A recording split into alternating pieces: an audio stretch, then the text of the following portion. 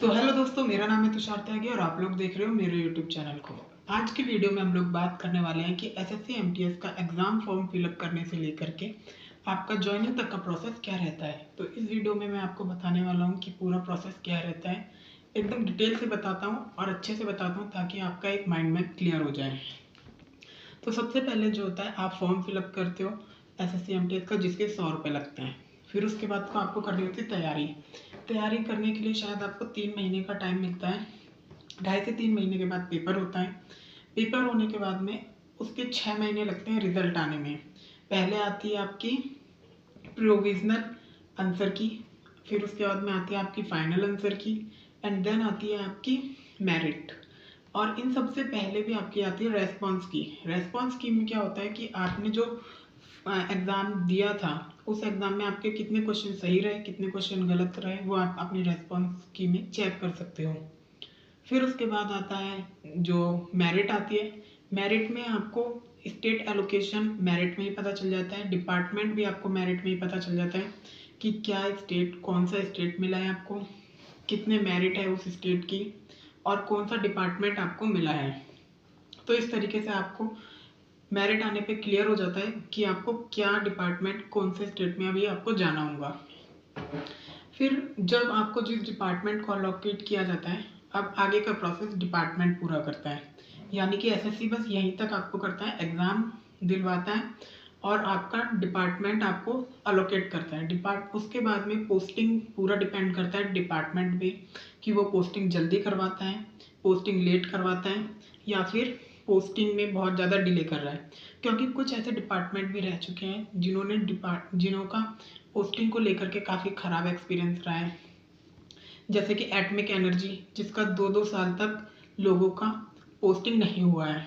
लेकिन income tax department एक ऐसा डिपार्टमेंट है जिसमें बहुत जल्दी ज्वाइनिंग हो जाता है। तो अभी हम इनकम टैक्स डिपार्टमेंट की बात कर रहे हैं। तो उसके बाद में क्या होता है कि आपका डिपार्टमेंट आपसे कांटेक्ट करता है। कांटेक्ट कैसे करेगा?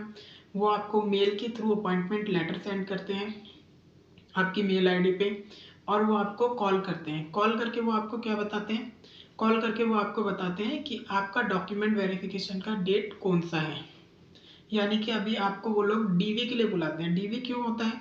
डीवी इसलिए होता है कि जो जो डॉक्यूमेंट्स आपने अपने एग्ज़ाम फॉर्म फिलअप करते हुए सबमिट किए थे उनको क्रॉस वेरीफाई किया जाता है कि आप वही पर्सन है जिसने एग्ज़ाम दिया था, फॉर्म फिलअप किया था या नहीं। तो हमारा डीवी जो हुआ था वो पुणे में हुआ था। तो इसी तरीके से आपको जो डिपार्टमेंट एलोकेट किया गया है, डिपार्टमेंट और जिस स्टेट में वो है, तो आपका जो डीवी होगा वहीं पर होगा। ऐसा कुछ नहीं होता कि आपके नियर बाय कोई डिपार्टमेंट में डीवी होगा। उसके बाद जब आपका डीवी के लिए आपको सारे डॉक्यूमेंट्स लेके जाने होते हैं, मैं आपको एक अलग वीडियो में बताऊंगा कि डीवी के लिए आपको क्या क्या डॉक्यूमेंट्स लेके जाने होते हैं, क्या प्रोसेस होता है, क्योंकि वो बहुत लंबा वीडियो जाएगा अगर इसमें बताऊँ तो। फिर डीवी होता है। डीवी होने के बाद में आपको ऑफिस डिवाइड किए जाते हैं। मीन्स आपको अलग अलग ऑफिस एलोकेट किए जाते हैं, क्योंकि एक ही डिपार्टमेंट के एक ही स्टेट या एक ही रीजन में बहुत सारे ऑफिस होते हैं। तो अभी जैसे सपोज पुणे में 200 प्लस लोगों का पुणे रीजन एलोकेट हुआ था, और उसमें फिर अलग अलग ऑफिस और पुणे रीजन के अंदर अलग अलग डिस्ट्रिक्ट आते हैं जिसमें सब जगह डिवाइड किए गए थे सारे लोगों को, सारे एमटीएस को। जैसे अकेले पुणे में इनकम टैक्स के 8 या 7 ऑफिस हैं, और एक ही बिल्डिंग में 7 फ्लोर है, और सातों फ्लोर पे मतलब थोड़े थोड़े एमटीएस को पोस्ट किया गया था, क्योंकि 7 अलग अलग तरीके के काम होते हैं उस बिल्डिंग में। तो इसके अलावा क्या होता है कि जब आपको पोस्टिंग के लिए ऑफिस पता चल जाता है, तो फिर वो ऑफिस के लोग आपको कांटेक्ट करते हैं कि आप कितनी तारीख से ज्वाइन कर सकते हो। क्योंकि अब क्या हो गया, डीवी करवाने के लिए हेड ऑफिस डीवी कराता है, लेकिन जिस ऑफिस में आपकी पोस्टिंग होने वाली होती है, फिर वो पोस्टिंग डे डिसाइड करता है कि वो ऑफिस डिसाइड करता है कि वो कब आपको पोस्टिंग देने वाला है।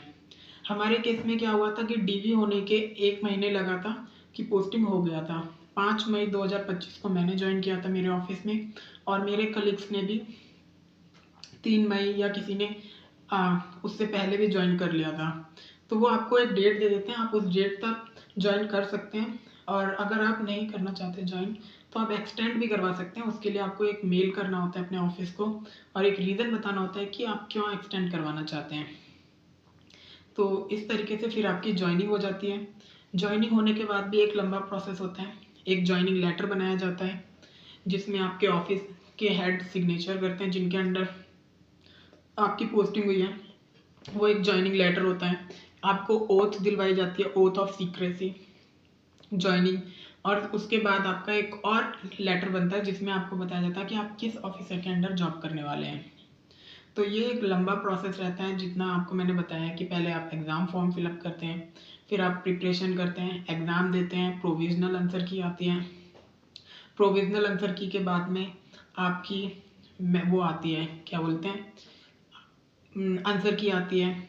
फिर उसके बाद में मेरिट आती है। मेरिट के बाद में आपको पता चल आपका डीवी कराया जाता है डिपार्टमेंट की तरफ से। फिर आपका ऑफिस में बुलाया जाता है कि आपको पोस्टिंग कब से है। फिर आपका ज्वाइनिंग लेटर दिया जाता है आपको। ज्वाइनिंग लेटर के बाद में आपका बताया जाता है कि आप किसके अंडर जॉब करेंगे, ओथ ऑफ सीक्रेसी। और इसके अलावा भी बहुत सारी चीज़ें होती हैं, जैसे एनपीएस बनाना, सर्विस बुक क्रिएट करना। तो ये सारे हम आगे की वीडियो में जानेंगे। तो ये वीडियो सिर्फ इतना ही था कि पूरा प्रोसेस क्या होता है।